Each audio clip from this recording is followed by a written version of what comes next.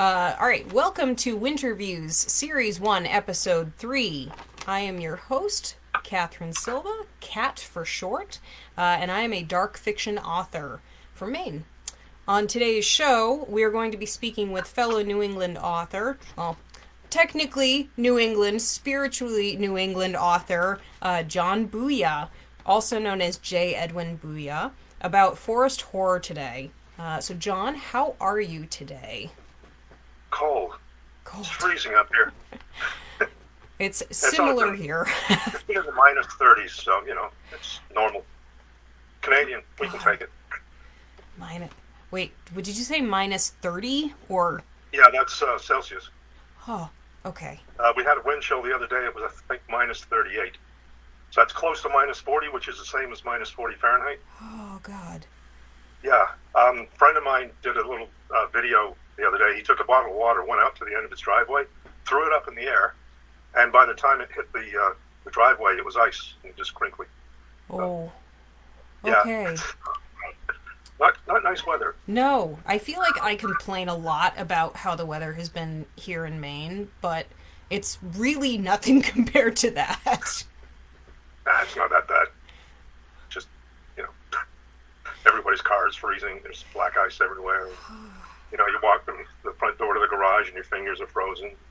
It's normal. It's great. Sounds well. I mean, I suppose you're around it all the time, so you're used to it. Yeah. God. And then sweltering in the summertime, so it's a lot of fun. Yes, the highs and lows of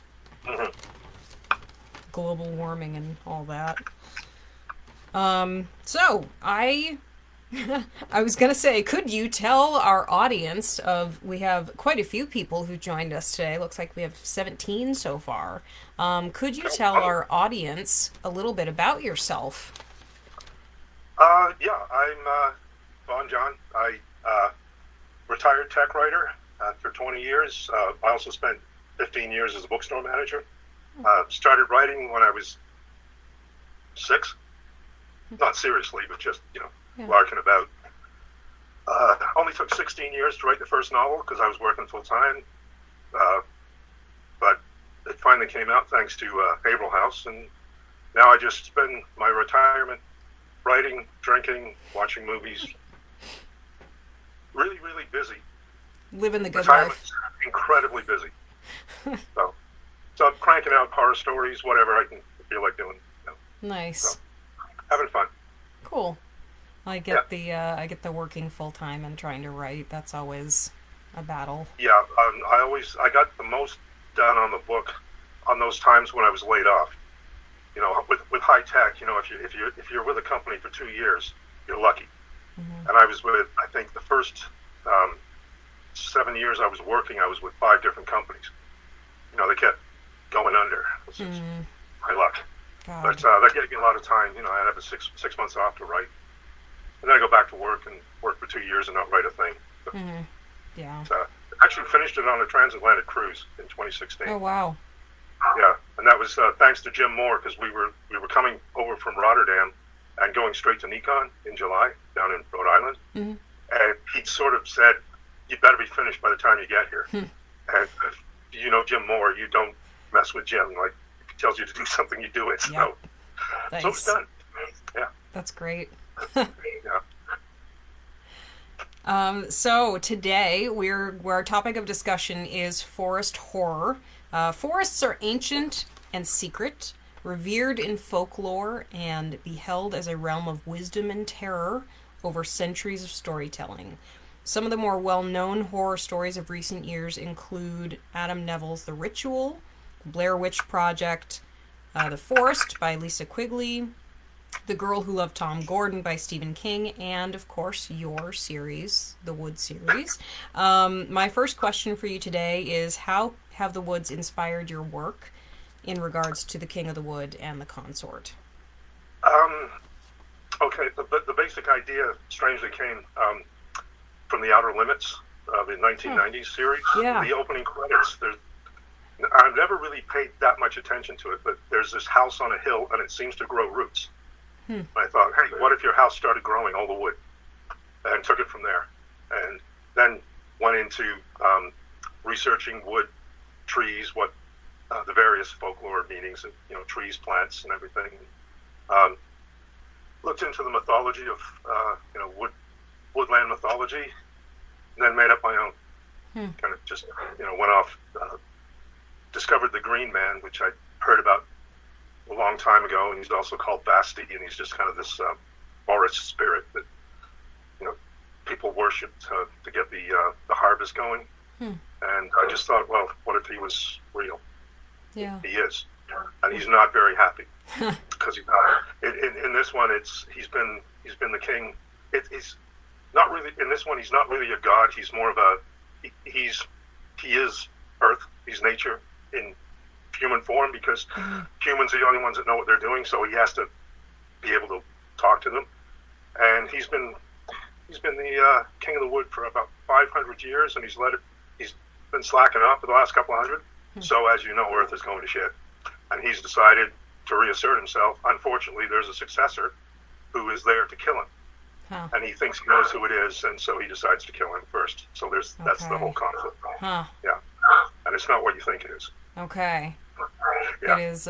It's really compelling. I read the first 2 chapters. And I'm definitely hooked. I definitely want to read the rest. It's it was a lot of fun writing it. Although I had more fun writing the second half or the second book because of the main character in that. I really it's a Scottish woman who's incredibly foul-mouthed, doesn't take any crap from anybody, and I just really liked writing her. She was so much fun. Nice. The first one was fun too, but she was just something else altogether. So, yeah, I'm looking forward to doing some more with her. Good. Nice. Maybe. If she lives till the end of the book, I'm not going to tell you what happens. Okay. Yes. That would give it away. I mean, it's only been out for a week. So. It's so much fun when you do fall in love with like writing a particular character, and it just makes the writing process so much more enjoyable. But I am interested to see how your series goes, and knowing that you liked writing that character will. And also writing the king in both of them. I mean, he's the most powerful being on Earth, but he also has a clean fetish. So if he gets blood on him, he freaks out, and he doesn't like people swearing, so he gets really upset by that. He's kind of clumsy, and he does soliloquies because he wants to sound regal because he's the king of the wood. Nice. In other words, he's a complete, idiot. And it was kind of easy to write him because I based, his name is Terry Finborough, and I have a friend, one of my best friends named Terry Fernio, and I kind of based it on him, although Terry is not nasty or anything. So forget what I just said. I think I just did. Never mind. Anyway, I based a lot of the characters on friends, and at least one of them on somebody I really hate. Oh, wow. Okay. Yeah, don't piss me off, or I will kill you in a bad way. Yeah, I've joked about that before. I don't think I've done that once. I have put somebody I know into a book once. I didn't kill them. I just wrote, nasty things because. Yeah, I've killed the same guy twice in novels, and I really enjoyed it. Yeah, so, he I'm really just an evil did you bastard, wrong. so what can I say? Sorry? I said he really did you wrong, didn't he? It was a long time ago. I should forgive and forget. Screw that. I'll just kill him over and over again. Yeah. Revenge It works. Yes. So, where was I? My notes, for those of you in the chat, my notes are very hurriedly written, so I'm trying to read my own writing, and it's... Wondering where I got the whole woodsy thing. The forest has sort of been influential to me since I was little. I was born in England, in Essex, so we had Epping Forest not far away. I used to go play in the woods around the house a lot. Robin Hood. There was the Robin Hood TV show in 1960. That was, all in Sherwood Forest. One of the first episodes of Doctor Who when it came out, way back in '63, was The Forest of Terror, which put me, in great fear of forests. And then just, things like Sword in the Stone in the forest, Swiss Family Robinson living in that giant tree. I always found that kind of cool, and, just stuff like that. And then ecological things like the movie Frogs, when the Earth strikes back. Yeah. I like really crappy movies. Sharknado was wonderful. Oh God, I love Sharktopus Sharknado. versus whatever the Carnosaur alligator, lovely. So, yeah, I kind of lump it with ecological horror too. Yeah, there are It all similarities. seems to blend together. Yeah. Nice. Yeah. Yeah, I am also a fan of bad horror movies. I like creature features. They're a favorite of mine for sure. Actually, one of the things that's really, really bad movie, I think it's called Monster from Hell. Early 60s, utter garbage science fiction movie, but it has a giant walking tree with a face, and it's got a knife sticking in its chest or something, and that image has just stayed with me, and I thought, well, maybe my king could look like that, but then it's just too horrible to cheap, bad special effects, but it's something cheesy that was fun. So, Nice. Yeah. So as far as forest symbolism goes, how forests are viewed as either a place of refuge or a place to stay away from, what is your kind of feeling about forests? Have you always sort of regarded them as a place of fear and more staying away from them, or do you sort of like the idea of them being a refuge, a place of safety? Yeah, well, considering things, when growing up with things like Hansel and Gretel and Little Red Riding Hood, they go into the forest and things come after them and eat them. All the weird sounds in the forest and forest animals and all the, monsters and everything, I kind of find forests peaceful. But, just going out there, there's not really any... You can't hear cars, you can't hear people. There's just the occasional knocking of some woodpecker off in the distance and the, scream of a bird or something. It just feels comfortable. I don't know. I don't know if that makes any sense. It's I feel almost cocooned in a forest. Nice. I just, more so than I do in the middle of a city. Cities are cold and don't have any personality, really, to me anyway.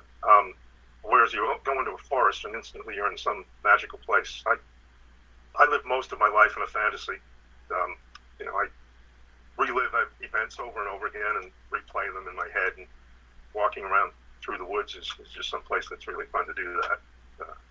I just always like doing that. Especially, that's one of the reasons that we love going down to New England, Vermont, walking on the trails through the forests down there. It's magic.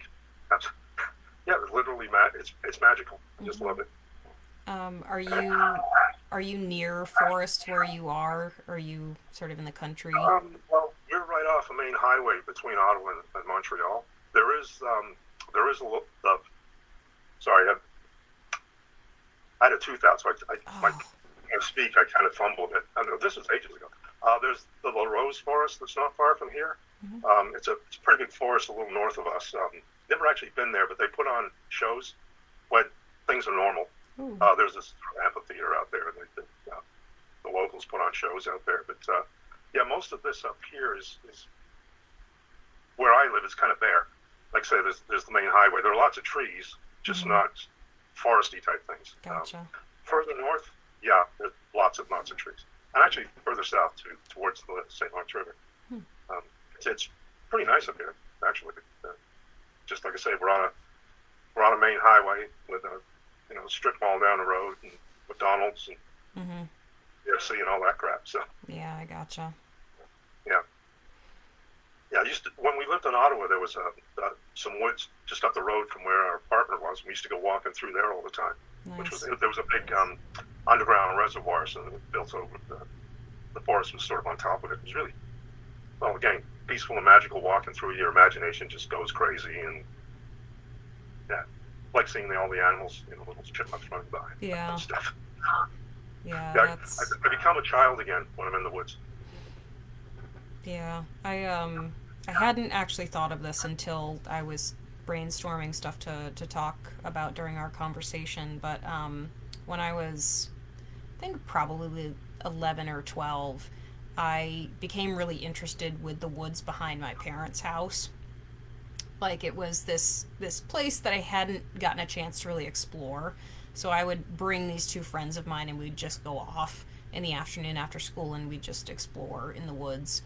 And didn't matter where we would come out like miles away from home, and we'd follow rivers and go different routes and just lose ourselves out there. And there was just something, I'll say magical also, because it was just like time away from everything else, and quiet, and yeah, it was just really another world. Yeah, it's given all the technology now that you go out there, your phone doesn't work. You can, like I say, you can't hear cars. You're not going to be listening to the radio. You're just going to be listening to nature, and it's kind of very primal, I guess. It's a chance to get away from all this shit that's going on now too. It's true. All that. You want to get rid of politics? Go for a walk in the woods. Forget about COVID. Go for a walk in the woods. Yep. Maybe you'll have an adventure with a grizzly bear. Who knows? Come to take your mind off all the shit that's going on.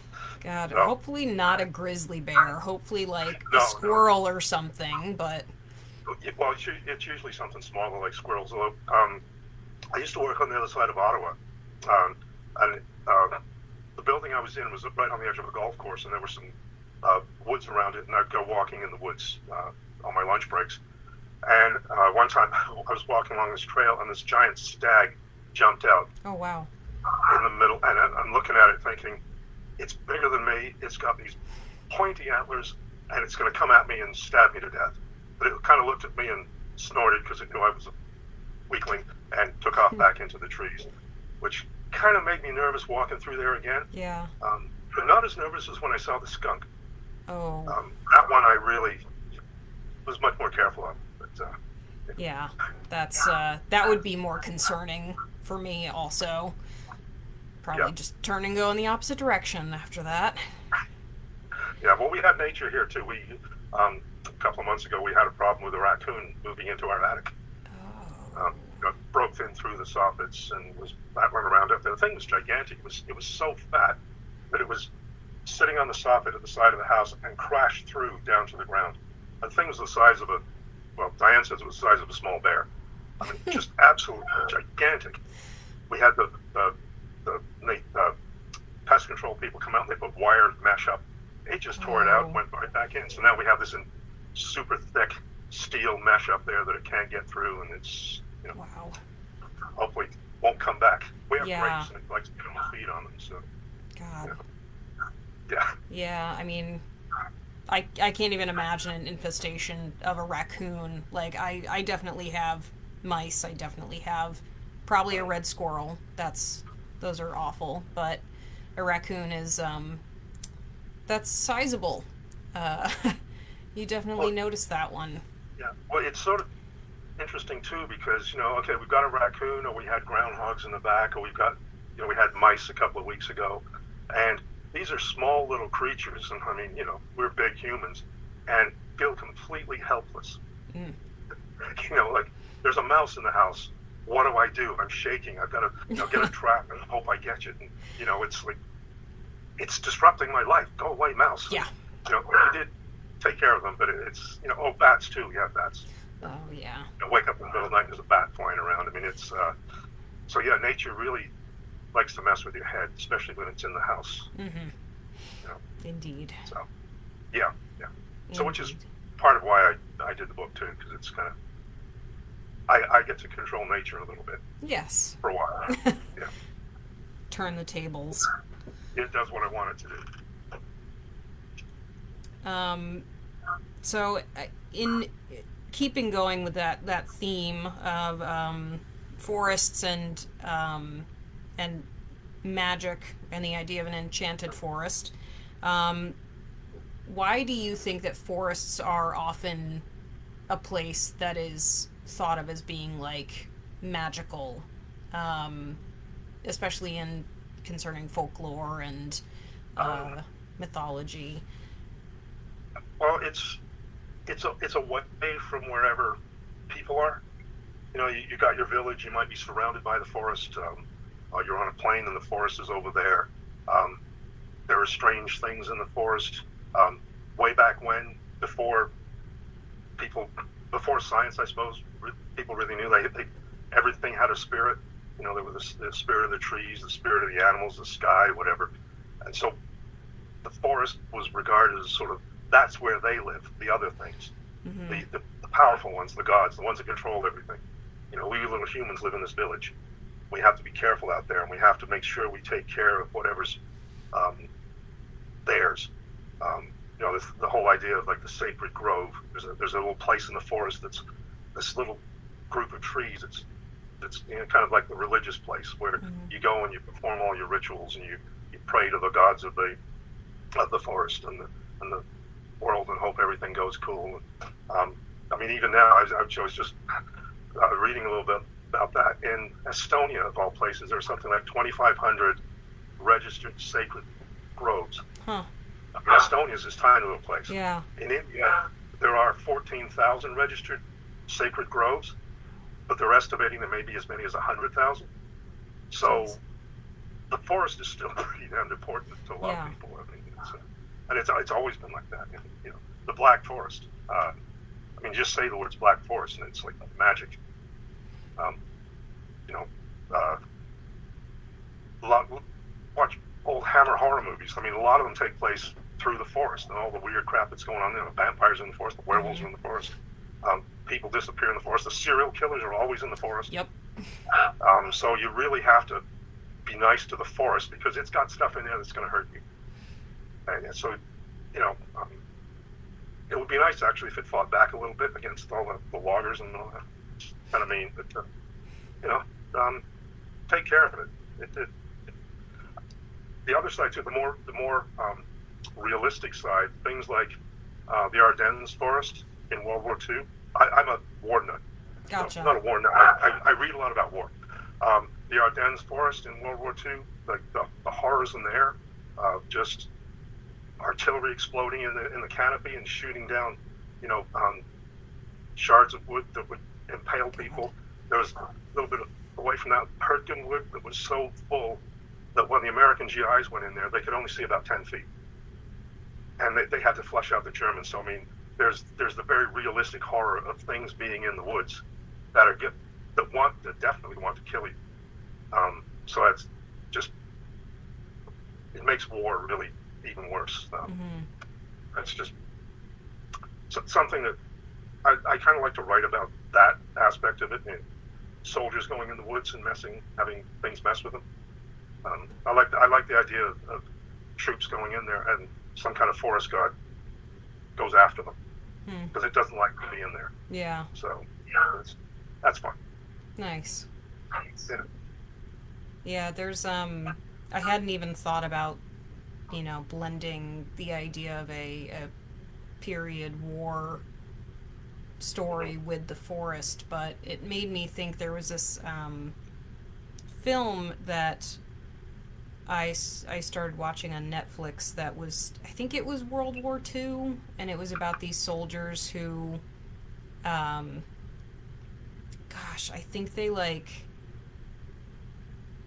got experimented on, or there was something to that effect, and they, think they're in a haunted house, but they're not, but it starts in the woods. They're kind of mutant super soldiers. Maybe something like that. I think I know the movie you mean. I don't remember the title. It was fun, but yeah, that's there's a lot of weird crap. I mean, when you go over to Europe and you go for walks, you find like old bunkers.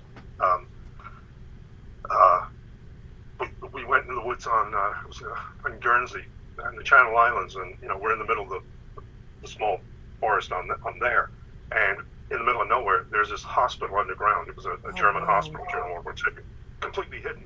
You wouldn't know it was there. It's all carved into the underneath ground under the forest, and walking through, and you notice these little dips, and you say, oh, it's an old trench from World War One, and that stuff is still there, and it's hidden in the forest, and there are more real human traps in there. For example, near Verdun in France, after World War One, they gathered up all the unused artillery and gas shells, and they buried them. Mm-hmm. And this they call it Zone Rouge. It's off limits to everybody. And it was fairly large, and it's shrinking a little bit as the nature is taking it back. But it's so toxic there that in 2014 they had some scientists going to have a look at it, and they figured it's only going to be another 300 years before it's all gone. Jeez. Yeah, the ground underneath all this stuff is like crushed asphalt. I mean, nothing grows there. Yeah. It's just, and it's still, you can go in there, and if there's a mustard gas shell, you can still get burned. And this is in the woods, so there are actual real horrors in the woods in Europe still. It's a lurk from way back when. So, that's kind of my little bug thing with studying war and that kind of thing. I just, when talking about horror, I always bring up war itself is horror. Like it has nothing to do with my book. It's just something I start rambling about when people ask me questions. So ask me something else. Yeah. Get off our war topic. You reminded me of I work in the outdoor industry, and I sell gear at a retail store, and a lot of those people are doing the Appalachian Trail. So one of the things that I most often think of in terms of like realistic horror in the woods is this terrifying murder story that happened, I think it was 2020, on the Appalachian Trail, where this guy showed up at someone's camp and was acting kind of weird, and they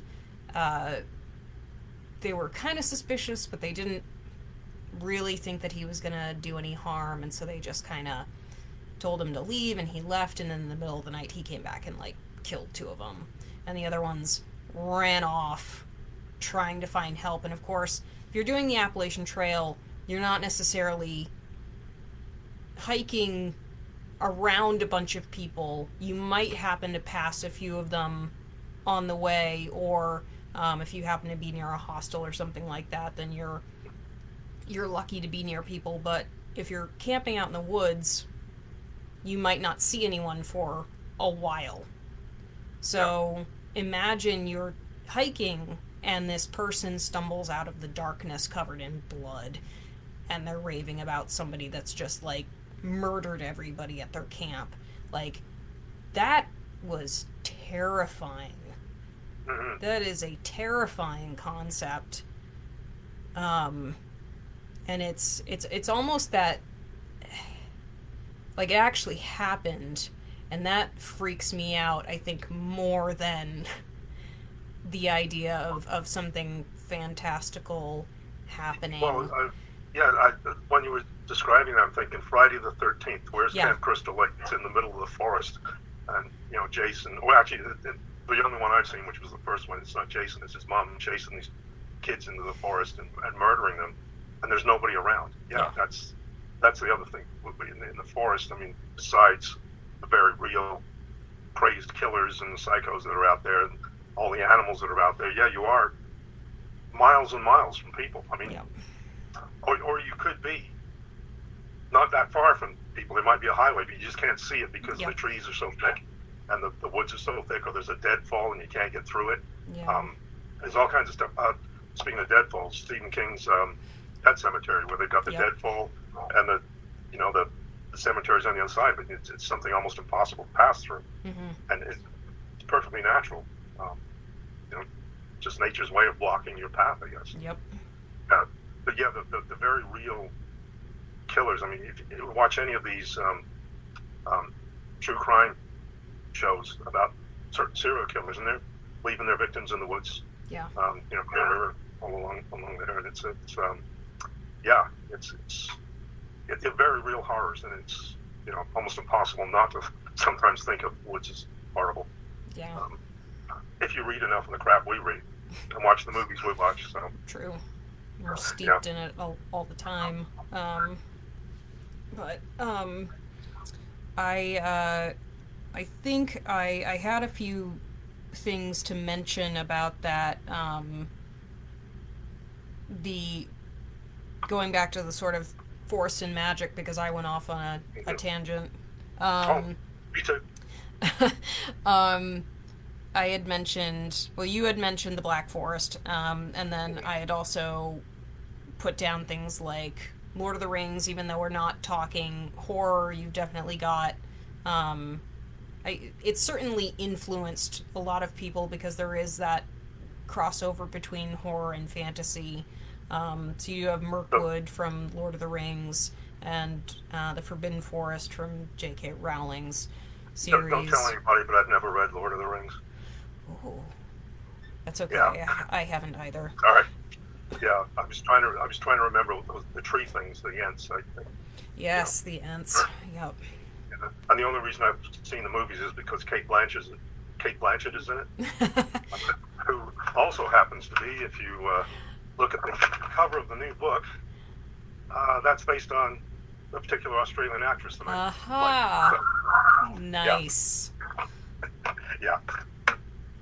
But Lord of the Rings. Oh, sorry, I interrupted there. No, that was about where I was ending, and then somebody in the chat just mentioned, well, Rob in the chat just mentioned the Wizard of Oz, and the trees throwing apples. Yeah, that was actually I down in a note too. Yeah. Yeah, that was one of my early influences for sure. Yeah. Yeah, I just noticed something. There's this image I have, again, from when I was little in England, and I don't remember if it was a Western movie or a TV show like Wagon Train or something, and a cowboy disappears, and his buddies go off and look for him, and they find him in the woods, and he's been impaled on a tree, like the branch is sticking through his chest. God. And to be perfectly honest with you, I'm not even sure if that really happened, but it's stuck in my head. I mean, it's been in my head now for 50 years. A long time, let's say. And I actually used that image in the second book. Oh, God. Because that's something so powerful, because in a way that's, even though it was probably people that put him on the tree, it's like, what if it was the tree itself that just went and got him? Lots of tree imagery. Or the Black Knight sequence in Monty Python and the Holy Grail. Yeah. I mean, that really has nothing to do with horror, but it's in a forest, it's nights, and it's just, who doesn't want to go through the forest and find some lunatic like that? All kinds of lunatics and forest scenes in that movie, actually. Mm-hmm. The Knights Who Say Knee. Yeah.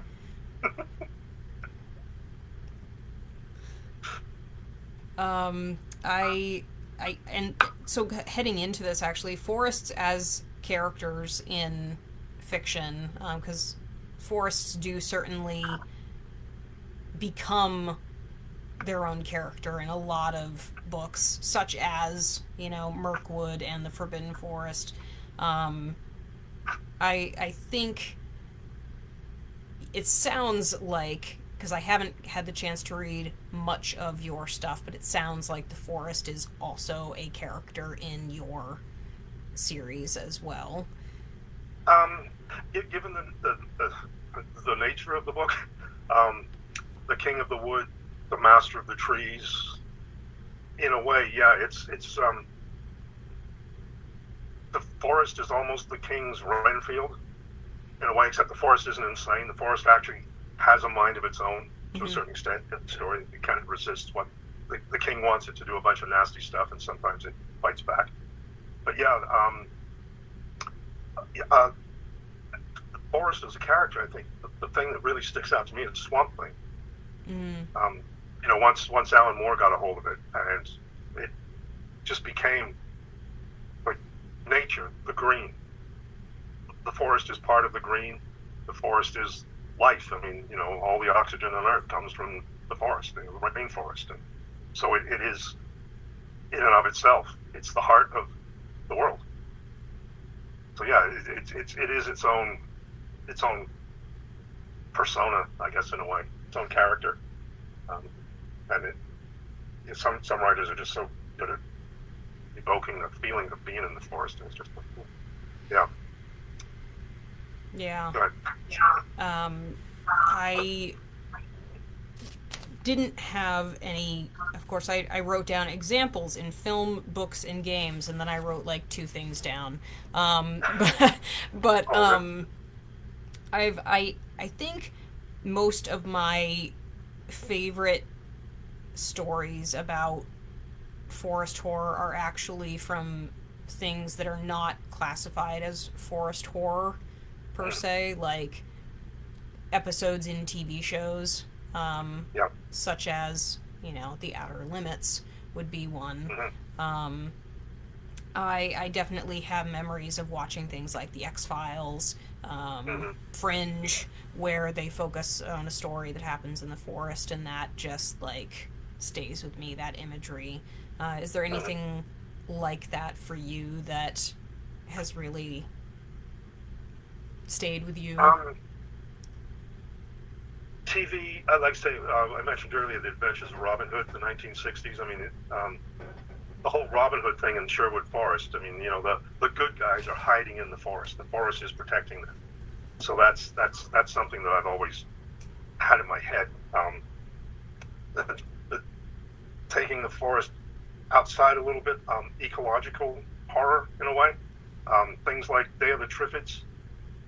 I know I think of it as a horror novel, science fiction, and it's not actually trees, but it's these plants that are the size of trees, and they start killing people and eating them. And I mean, that whole idea is just, that's the forest fighting back. I mean, there's even a legend, an old legend, I think it's in somewhere in Europe, of a man eating tree.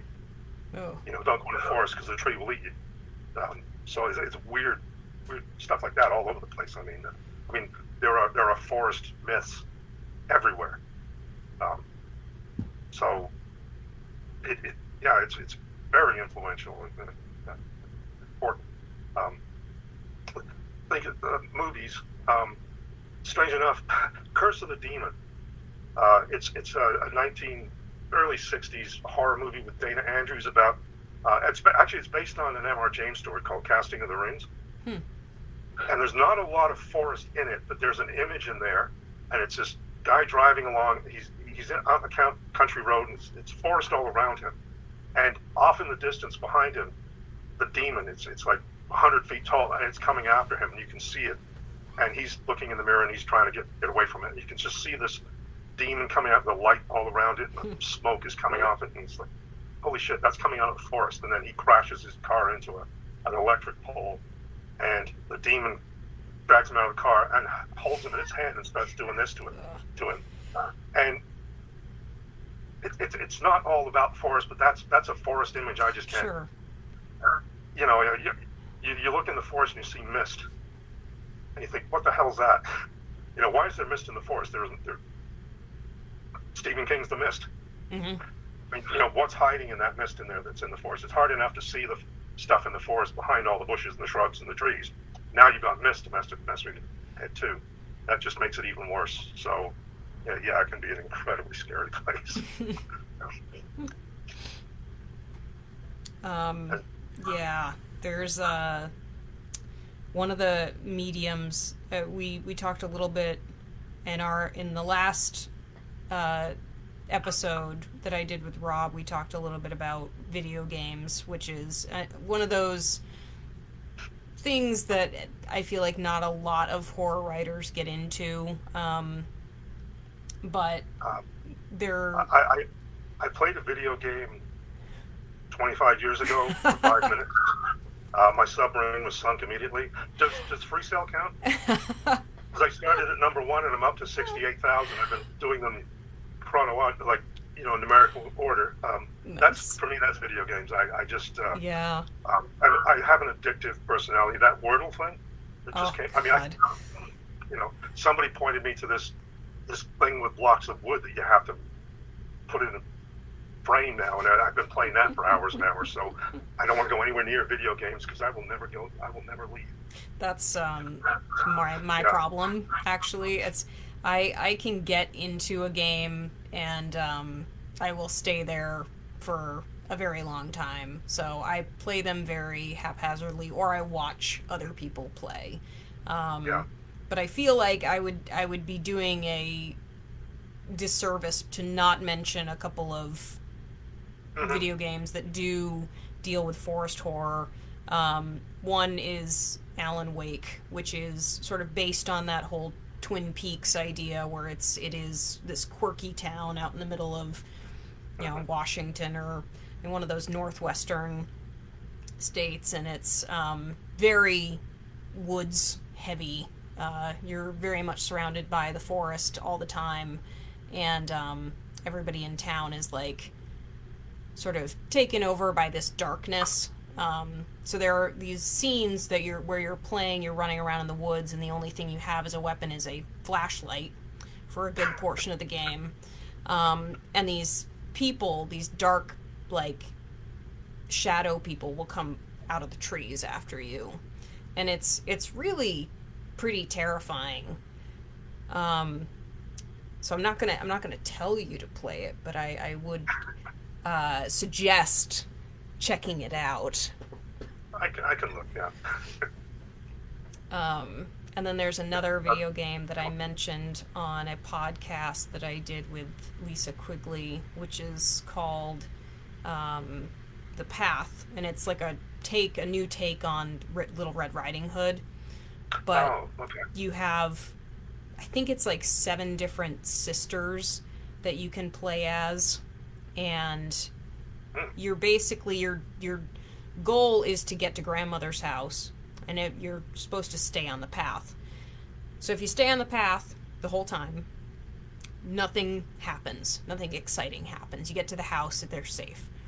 So you have to go off the path and go into the woods to have experiences, meet characters, find collectibles, things like that. But doing so also means that you might run into the wolf, who will then go to grandmother's house and kill you.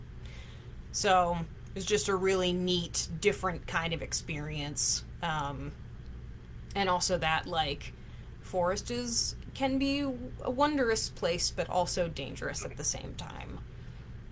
Yeah. You mentioning going through it brought to mind sort of a trope in horror, and I've used it in my own book, is the small town in the middle of the woods. I mean, just about every small town in horror is in the woods. You drive for 15 hours or something, you through the forest, and there's the town. It just suddenly appears in the middle of the woods. Yep. The woods is partly it's the protector of the town in a way, because it kills anybody that tries to hurt the town, but on the other hand, it kind of buffers the town. It hides the town from everyone. There are things out there that attack the town. I mean, just Harvest Home, Thomas Tryon's novel. Town is in the middle of the forest, and there's this weird shit that's going on that, you think, oh, everything's normal, and you get to the end and realize all that stuff that seems normal was not normal. It was scary as hell. Fabulous, fabulous novel. I had to mention it because it's one of my all-time favorites. Nice. But yeah, it's like just about every horror book I've read that's set in New England has the town in the middle of the forest. I mean, Because Rick they Howard all are. had tons of towns. Joe Citro is another New England writer who does small town stuff. Stephen King. I think he does some small town stuff, I've heard. I haven't really read a lot of Stephen King, only about 60 of his books. So, I'm a bit behind on him. But, I just got a list of names here. Charles de Lint, Canadian, got to mention him, has a book called Moonheart, which is strangely, it's set in Ottawa in the middle of the city, but it's in this area called the Glebe. And in the Glebe, there's this kind of, I think it was a former river, but it's all filled in and it's a park. And in the book, there's a house there, and when you go through the house, you come out the back door, and you're in a forest. Somewhere else, like it's in another dimension, another plane. But it's a forest in the middle of the city, and it's like really cool stuff. Yeah. Talking about magic forest and all the little beasties that are in there, and it's just an incredibly wonderful book by a Canadian. Definitely intrigued by that one. That sounds awesome. Yeah. Something that I really found fascinating too is double check the title, Strangewood by Christopher Golden, which is this book that's this writer whose characters come to life and he's dragged in, and he's in the forest dealing with all these characters he's created, including this one called the Peanut Butter General. And anything that's got a character that's a peanut butter general has got to be good. And I mean, this book was just pretty great, fabulous. I mean, it was just a joy to read. I mean, anything by Chris is good, but this one in particular just stuck. The Wicker Man, not necessarily totally foresty. It's more of a small island, but again, there's stuff that coming out of the forests. Just get this foresty image. Strange cults in the forests. They're always hiding in the forest. The Druids were always in the forest. They're in there. They're doing something strange, and they want to drag you in, and they want to cut you up and eat you, or do something even worse. I don't know what's worse than getting eaten by people, but I'm sure there is something. Just Buja. Another partly set before. Actually, that's the wrong book. Actually, that's supposed to be Pet Cemetery. Sorry. That's okay. Mentioning another one, Cover by Jack Ketchum. Vietnam vet that's in the forest, and it all takes place in the forest, and him dealing with, the effects of Vietnam. Another excellent book to, again, set in the forest, and it's just Jack Ketchum is another writer. You can't go wrong reading Jack Ketchum. He wrote The Girl Next Door. Yeah. One of the most horrible horror novels.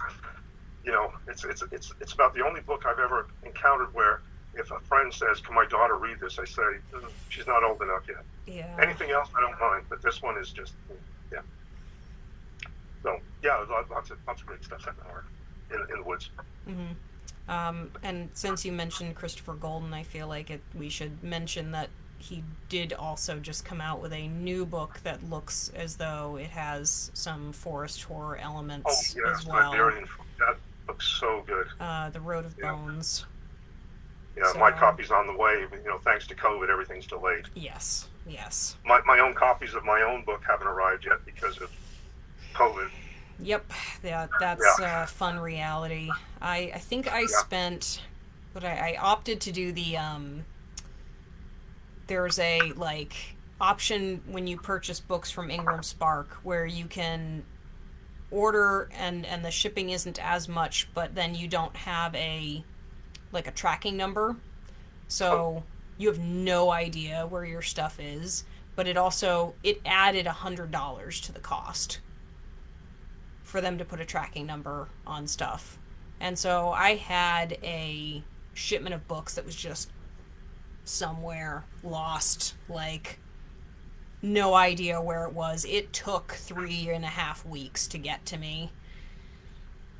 I have a friend down in New Hampshire who's kind enough to act as my American mailing address.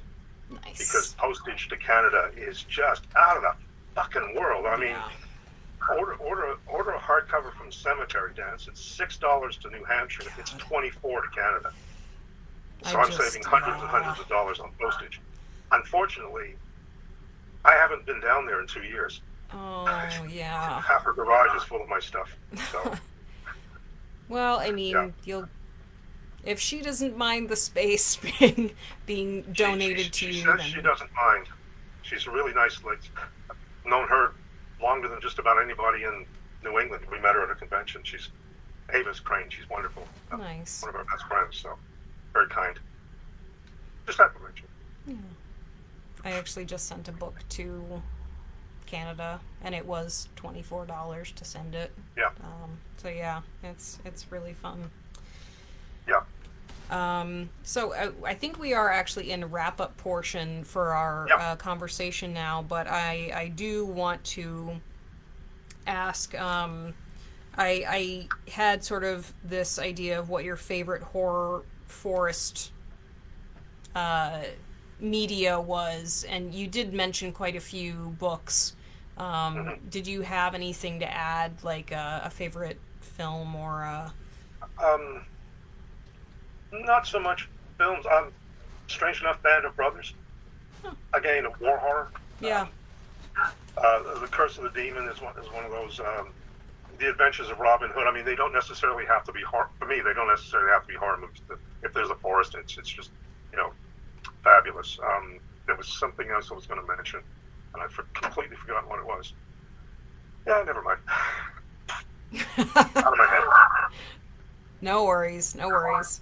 If you think about it later, I can always put it in the description of the video Yeah. when I do post it to YouTube. So, I'm just checking here to see if I've got anything that I made a note of earlier that might remind me of what I'm forgetting. But no, I'm just old and forget. Oh, what is that? From how it came, yeah. Attack of the Mushroom People. Okay, that's another schlocky Japanese horror movie set in the woods. People turning into mushrooms. God. Ugh. I know. The things that stick in my head and the images I have that stick with me for decades. A guy turning into a mushroom. Hey, that's cool. I'm going to use that in the book. Sounds terrifying. Yeah. Yeah, it's like that fungus that gets itself into an ant's head and takes over the ant. Yeah. Makes it Cordyceps. Yeah. Yeah. So there you that's a go. forest That's another video game for you. Which is becoming a TV show on HBO, but it's about the cordyceps fungus, and it mutates to a point where it takes over human hosts. Cool. And it is absolutely frightening. It's called The Last of Us, and there have been... Yeah, I've seen that mentioned somewhere. Yeah. I don't know why. It just sticks in my head, yeah. Yeah, that's there's 2 video games in that series now, and I think this year the HBO series is coming out, so it's definitely worth looking into. Yeah, throw in plant horror, just based on what you said there, Invasion of the Body Snatchers. Ugh. People getting replaced by plants. Yeah, I actually have a memory. No, like seriously, I have a memory from my childhood that was on TV, and I was flipping through channels and saw a scene from that, and it stained in my head, and it terrified me. Absolutely terrified me. Version? I think it was the version with Donald Sutherland. Okay, that's the remake. Yeah, I'm remembering the one with is it Kevin McCarthy from the '50s, the original one. But yeah, that one was pretty. Yeah. Yeah, it's strange how these little tiny images will get in your head and they never go away. And you can see something and it's like, oh shit, I remember that. Now I'm scared. Yep. Even just flipping through channels, that just... Oh yeah. Man. Yeah. So last question, I guess, is do you enjoy... Is forest horror like your most preferred type of horror that you like to write? And if so, why? Actually, it isn't. It's just something that it was an idea I had. It worked well in the books. I have written several stories that are set in the same world as The King of the Wood.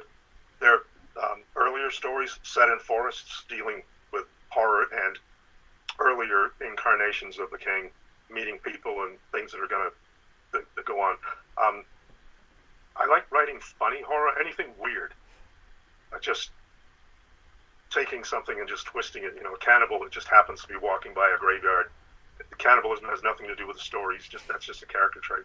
I do like taking something that happened in World War I or World War II and making a horror story out of that. I've got a whole passel of them. I've got one coming out in a couple of months. It's an Italian anthology based on the movies of David Cronenberg. Oh yeah. Body horror. Yeah. And it comes. The story starts in World War II with mustard gas and becomes something horrible now. And, yeah, taking little incidents that happened in war and twisting them and making them horrible. Taking a battle and inventing a new platoon that was there, and they get destroyed by horrible creatures or something like that. That's yeah, I kind of like to base it in reality. Although I've got it in Wicked Creatures, the New England Horror Writers book. Yep. The story there is partly set in the forest, and it's about a thing in the forest. But also it takes place in a train station and in a forest, so that's kind of forest comes in a lot. It is not the be all and the end all, but yeah, it's fun. Yeah. Nice. Claire, yeah. I haven't read all of the stories in that anthology yet, but I intend to. That was a So do I. Yeah, that was a really good collection. Yeah. So I guess the last thing for this evening would be if you have any like a website or anywhere that you want to direct our viewers to. I'm not very good with that stuff. I'm on Facebook. I don't have a book page. I just have me. I do have an author page on Amazon, but I'm still kind of new. Even though I'm an old fart, I'm still new to this stuff. I I only joined the HWA a couple of weeks ago. So yeah, I do have a page on Amazon under J. Edwin, with shows all my books and everything. But yeah, I hope over the course of the next while I will develop something, have a website maybe. I don't know. It's I'd rather just write and read than think about that kind of thing. You know? Very private, kind of shy. I hate talking to people. It's a really good thing I can't see anybody that's on this, and I have no idea who's out there because I'd be crawling under the table. You know. I don't know how many people I'm making an ass of myself in front of, so this is good. I only see the one. So. Not at all. Yeah, well, they love you. Well, at least one of them does, I hope. So you can find, for the people in the chat, you can find John's books at Amazon under J. Edwin Buja. His book, The King of the Wood, and The Consort are both available through paperback and Kindle, and you should definitely get them. If you're in New England, I think it's Copper Dog Books. They deal with Haverhill House. Shout out there to an actual bookstore. If you don't like Amazon, they did a thing with Chris and Jennifer McMahon the other night. So kudos to them. Copper Dog Books in Beverly, Massachusetts.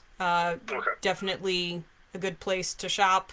Check it out if you're in the area. Yeah. Or online, whatever.